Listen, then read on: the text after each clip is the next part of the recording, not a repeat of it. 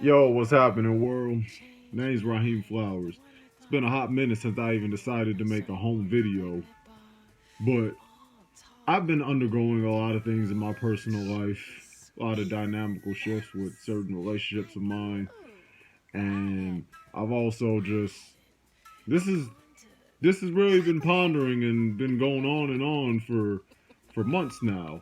When I think about people discussing mental illness and just the overall psyche of humans.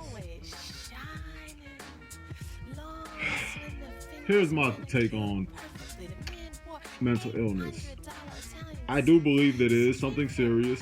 I do believe it's something that needs to be examined and should never go unchecked. I do believe that people should get professional help from individuals, i.e., psychiatrists, psychologists, therapists, things of that nature.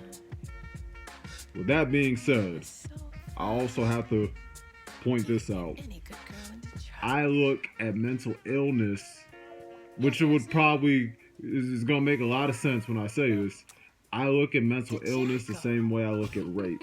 Both two obscene, severe, concerning things that need to be addressed, that need to be confronted, but things that have been exploited by individuals to either garner attention, money, or some form of diplomatic immunity. Like, I've noticed that, and I despise it. People will justify their own toxicity just to get attention, just to have this diplomatic immunity so they can essentially get away with doing things that the average person wouldn't be able to do. You know, so funny, especially in the so-called black community. You hear so many people nowadays talk about mental illness. They'll talk about anxiety. They'll talk about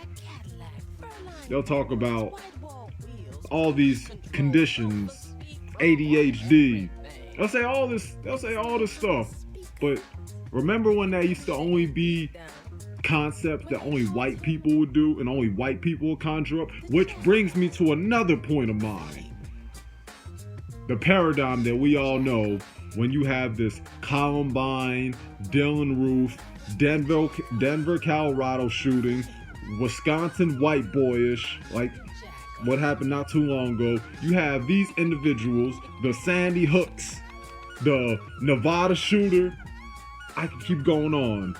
And what is the thing that they say the most when it comes to those white men who do that fuck shit? They say that he had a mental illness. There was something wrong with him. See, it goes back to what I said about having this diplomatic immunity, being able to get a slap on the wrist, not being held fully accountable for your actions. That's one of the reasons why oftentimes I can be very critical of those who proclaim to have mental illness. I'm not somebody who has a disposition to mental illness. I'm not somebody who disbelieves in mental illnesses. I have a problem though, and I'm always going to be wary and have skepticism because there's a lot of people out there who don't even know the depths of it.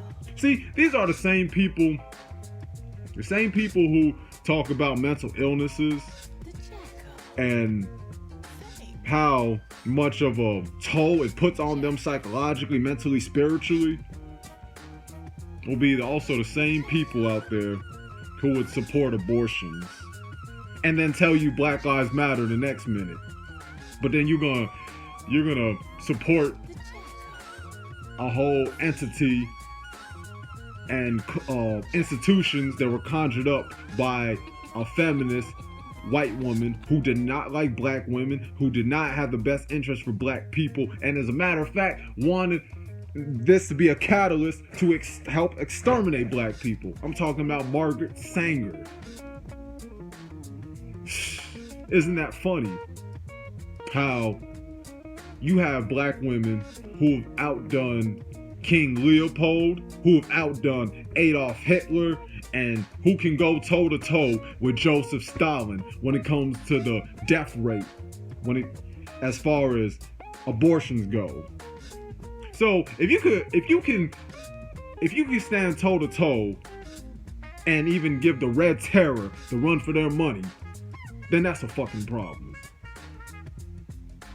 Oh man, what you doing, man? What you doing? Think you can talk about black women like that? We in 2021. We don't need that. Kevin Samuels does a good enough job. Tommy Sotomayor did a good enough job doing that. You had all these black women haters on YouTube. This ain't no red pill rage. This ain't no anti-black woman rhetoric. I'm very objective. I give nobody a pass. If you look at the archives of my videos, I have never given anybody a pass for what I say, including myself, almost especially myself. If we want to go back to the Confession of a Black Man videos. See, this is why it's important to be objective, because you can't really claim to be a truth seeker when you're only seeking out things that fit within your philosophy, your value system, your belief system. That's how you get caught up in confirmation biases. That's why I don't buy that crap when you have a lot of people saying that I'm a truth seeker, but then you align yourself with certain groups. You align yourself with the feminist movement. You align yourself with the Pan-Africanist movement. You align yourself with the Knights of the Golden Circle or the Ku Klux Klan or the neo-Nazi skinheads. Or you say that you're alt-right. Or you say that you're a progressive and you're a liberal. And we already know where that goes. We all know, it's easy to target people like the liberal-minded individuals. Just like it's just as easy as target the alt-rights and the Tucker Carlsons of the world. Because both of them are really saying the same shit, just on opposing sides. This is what I mean. They're just saying things to fit whatever narrative and to pretty much feed whatever ego that they got. They don't give a damn. They don't give a fuck about really getting down to the truth and getting to some sort of solution or resolution. For real. But yeah, that's my thing with mental illness, man. Like, it's just become so much of a problem, especially in the so-called black community. You know us as so-called black people. You know us as black people. We try to find an out for everything. We try to find an out when it comes to doing business with each other and synergizing. We try to find an out when it comes to taking any form of accountability, self-responsibility. That's why one of the most convenient things in this day and age, especially to a lot of the liberal-minded, so to speak, individuals who put a lot of you Negroes on a fucking leash, got a whole collar on your neck. For them boys who speak to you condescendingly, you got a whole damn collar right there. Because it's easy.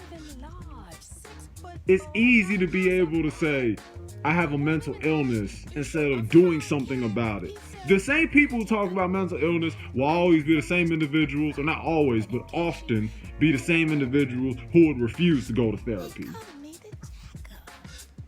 The same individuals who talk about, oh, Black Lives Matter, are the same individuals who are supporting women who discovered a movement. And these women who discovered Black Lives Matter are women who are unwilling to procreate, especially procreate with a black man, talking about, I'm trying to get rid of the nuclear family. How the fuck can you say Black Lives Matter when you're trying to simultaneously get rid of the nuclear family and subscribe to a movement that has nothing to do with the betterment of black people? Trained Marxists, remember that. But I ain't even trying to get into the whole Marxist aspect right now. I'm just showing you the cognitive dissonance that people have.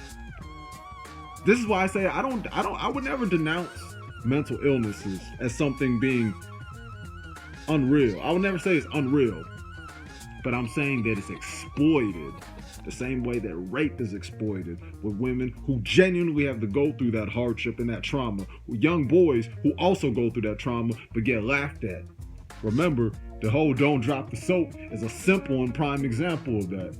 Remember, if a dude turns down a woman, he's scared of pussy. His whole sexuality is questioned. He's a faggot. Remember all that. See, people like to pick and choose these battles, and they do it so painfully obvious. Mental dis-ease. That's what I noticed, and that's what I've seen.